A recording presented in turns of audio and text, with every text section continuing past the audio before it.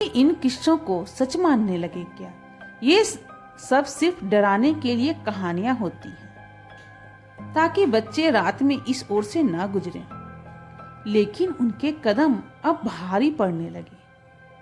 अचानक उन्हें तालाब से धीमी धीमी कराहने की आवाजें आने लगी। जैसे ही वो तीनों आवाज की दिशा में देखे, तालाब के किनारे एक अजीब सी आकृति उन्हें दिखाई दे रही थी। एक औरत का झुका हुआ साया जो किसी चीज को खा रहा था। मोहन और विवेक ठिठक गए। वो कौन है? रघु ने धीरे से फुसफुसाते हुए पूछा। औरत ने अपना सिर ऊपर उठाया। उसकी आंखें लाल अंगारों की तरह चमक रही थी और उसके मुंह से खून टपक रहा था।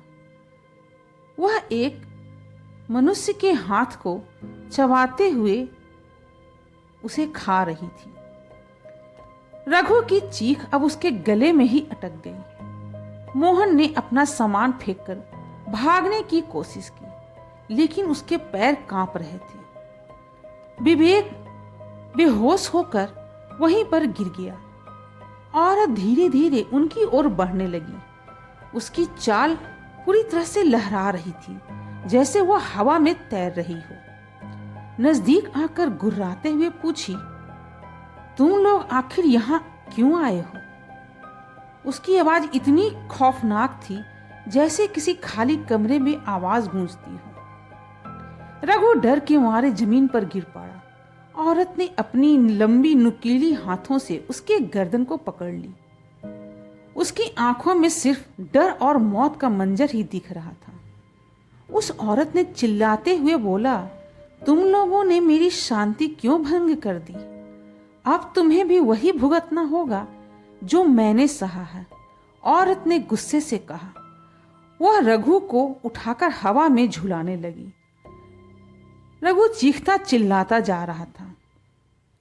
मनोज डर के मारे वहीं पर बैठ गया। अचानक ही एक भयानक आवाज के साथ उसने रघु को तालाब में फेंक दिया। रघु का शरीर धीरे धीरे पानी में समाता चला गया। मोहन यह सब देख रहा था। उसकी सांसें तेज होती जा रही थी।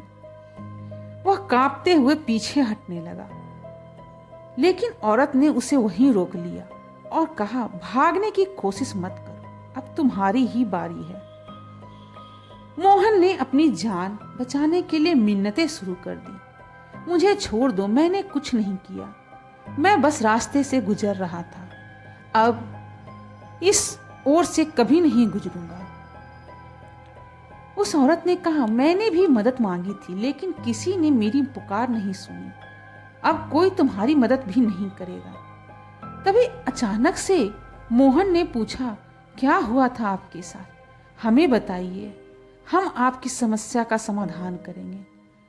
अचानक उसकी इस बात को सुनकर वह महिला पूरी तरह से सचेत हो गई और उसने कहा कि मेरा पति मेरे जिस्म को यहाँ खींच कर लाया और मुझे तालाब में डुबोकर मार दिया।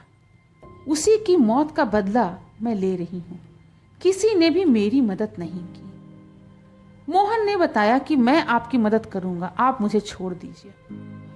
अचानक से वह औरत कहीं गायब हो गई।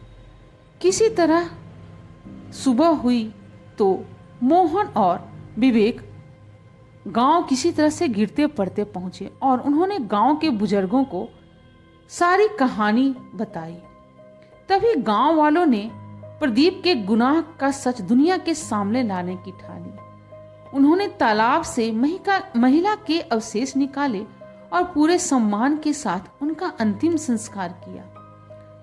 तभी एक तांत्रिक ने उनकी आत्मा की शांति के लिए एक बड़ा ही यज्ञ किया। यज्ञ के दौरान तालाब से आत्मा की परछाई प्रकट हुई। उसने कहा, तुम लोगों ने मुझे न्याय दिया, अब मैं चैन से सो सकूंगी। और उसके बाद से ही उस तालाब के पास से वह आवाज गायब हो गई। तालाब से जुड़ी मौतें अब बंद हो गई थी और गांव वालों ने उस जगह पर उस महिला के नाम का एक छोटा सा मंदिर बना दिया।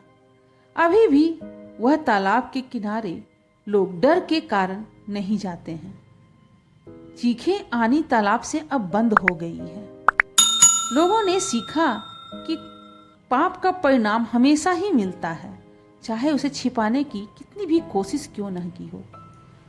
और व्यूअर्स, अगर आपने मेरी कहानी यहाँ तक सुनी है तो मेरे चैनल को एक लाइक, सब्सक्राइब और कमेंट भी करें, जिससे मुझे सपोर्ट मिलता है ताकि और भी नई कहानियाँ आप तक ला सकूं। और हाँ, बेल आइकन भी दबाना ना भूलें, जिससे मेरी आने वाली नई कहानियों का नोटिफिकेशन आप तक जल्द से जल्द पहुँचे।